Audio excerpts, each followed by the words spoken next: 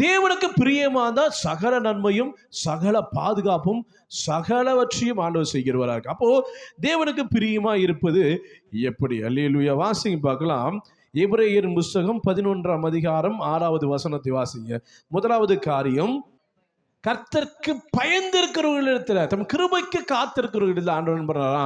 பிரியமா இருக்கிறார். அல்லேலூயா. எத்தனை பேர் ஆண்டவருக்கு பயப்படுறீங்க?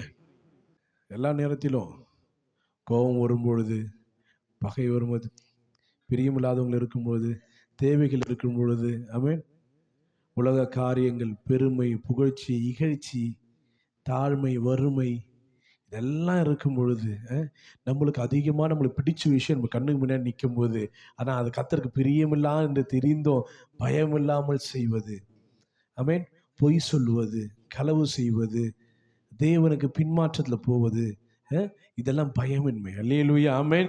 தேவன் அதிகமாய் நேசிக்காதமா பயப்படுகிற ஜனங்களை. உனக்கு நீங்க ஆண்டவர் என்னை ஆசீர்வாதம், இதுக்கு மேல என் வாழ்க்கையில ஆசீர்வாதத்துக்குள்ளே கடந்து போகவும் முடியல, இதுக்கு மேல என் வாழ்க்கை ஒரு கட்டத்துக்கு மேல தாண்டவே முடியலையே. ஏன்னா அடுத்த கட்டத்துக்கு போறதுக்கு உனக்கு பயம் தேவை. அல்லேலூயா. எக்ஸாம்பிளுக்கு ஆபிரகாம் எடுத்துங்க. ஆபிரகாமை கர்த்தர் எல்லாவற்றிலும் ஆசீர்வாதத்தை குழந்தையும் கொடுத்துட்டாரு. குழந்தைய கொடுத்து அடுத்து ஒரு ஆசீர்வாதத்துக்குள்ளே கடந்து போகணும். அதுக்கு என்ன பண்றாரு அப்படின்னா, அவர் என்ன பண்ணாரு? ஈசாக்கை கொண்டு வந்து மோரியா மலையில் பலியிடும்படியாக கேட்கிறார். அப்ப பாருங்க, ஆபிரகாம் என்ன பண்றான்? ஈசாக்கை கொண்டு போய் அதே மாதிரி மோரியா மலையில என்ன பண்றான்? பலியிட அந்த கத்தியை தூக்கும் பொழுது ஆண்டவர் சொல்றாரு, நிறுத்து, நீ இன்னும் எனக்கு பயப்படுகிறாயா என்று நான் சோதிக்க முடியாது. ஆமென். ஆண்டவரை விசுவாசிக்க முடியாது கேட்கல, இன்னும் எனக்கு நீ பயந்து இருக்கிறியா அப்படின்னு பார்க்க தான் இந்த சோதனை வச்ச. உன் பிள்ளைய பலியிட சொன்ன அப்படின்னு கேட்பார். அல்லேலூயா. அதுக்கு பின்பாக சில வாக்குத்தத்தங்களை அவர்களுக்கு கொடுப்பார், ஒரு ப்ராமிஸ் கொடுப்பார், இதெல்லாம் பண்ணுவேன் அப்படின்ட்டு. அல்லேலூயா. அப்போ அடுத்த கட்ட ஆசீர்வாதம் போது ஆண்டவர் என்ன பண்றாரு? உன் வாழ்க்கையில கொஞ்சம் ஆசீர்வாதம், கொஞ்சம் நன்மை, கொஞ்சம் சமாதானம், கொஞ்சம் செழிப்பு, கொஞ்சம் உயர்வு, கொஞ்சம் கனம், கொஞ்சம் மேன்மை உனக்கு வந்துட்டு பிறகு அடுத்த கட்டத்துக்குள்ள உன்னால ஏன் நகர முடியலனா, இன்னும் கர்த்தருக்கு பயந்து இருக்கிறா என்பது கர்த்தர் உன்னை சோதிச்சுட்டே இருப்பாரு. ஆனா நம்ம என்ன பண்றோம்னா, யாரெல்லாம் யாருக்கும் பயப்பட மாட்டாங்க, அல்லேலூயா அப்படின்னு நிற்கும் போது நம்ம வாழ்க்கை யோசிச்சு பாருங்க. அதான் சொல்றாரு, நீ பயந்தனா ஆண்டவர் சொல்றாரு, எனக்கு நீ பயந்த அப்படின்னா நான் பிரியமா இருக்கிறேன். அல்லேலூயா.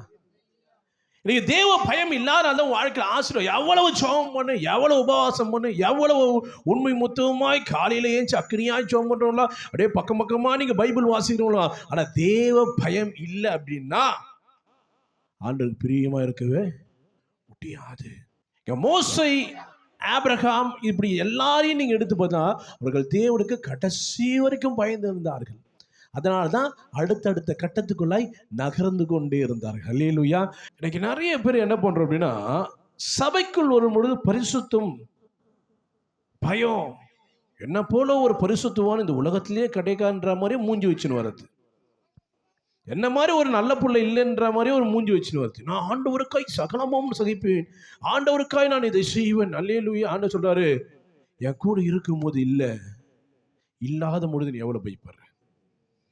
நீ சபைக்கு வரும்போது இல்லை, ஆராதனைக்கு வரும் பொழுது இல்லை, நீ செபிக்கும் பொழுது இல்லை, தேவத்தை வாசிக்கும் போது இல்லை, எதுவுமே இல்லாத போது உலகத்தோடு கூட நீ ஒத்து வாழும் பொழுது, நீ உலகத்தோடு கூட உன் வாழ்க்கை நடத்தும் பொழுது, அதோடு கூட பிரயாணப்படும் பொழுது, புறஜாதிகளோடு கூட நீ சுற்றி இருக்கும் பொழுது, உன் உறவுகளோடு இருக்கும் பொழுது, நண்பர்களோடு இருக்கும் பொழுது, தனிமையில் இருக்கும் பொழுது நீ எவ்வளவு கர்த்தருக்கு பயந்து இருக்கிற, அதை தான் ஆண்டவர் பார்க்கிறார்.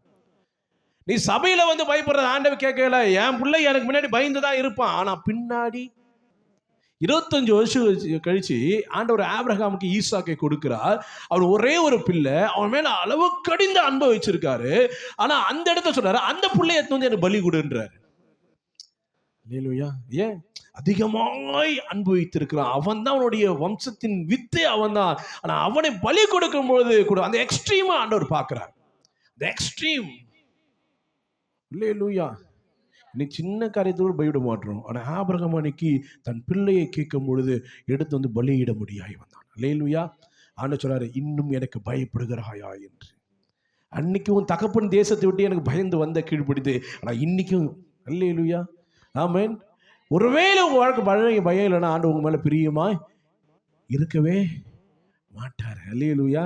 தேவனுக்கு நீங்க பிரியமா இருக்கலாம். ஃபர்ஸ்ட் எல்லா இடத்திலும் கர்த்தருக்கு ஆமென் பயந்து இது கர்த்தரால் வந்த ஈவு, இது கர்த்தரால் வந்த சுதந்திரம், இது கர்த்தரால் கிடைத்த நன்மை, இதை தாண்டி கர்த்தர் ஆமென் பெரியவர், இதை காட்டிலும் கர்த்தர் அல்லேலூயா அப்படின்ற சிந்தை நம்மளுக்கு வரும் பொழுது நம்ம பயப்படுவோம். அல்லேலூயா.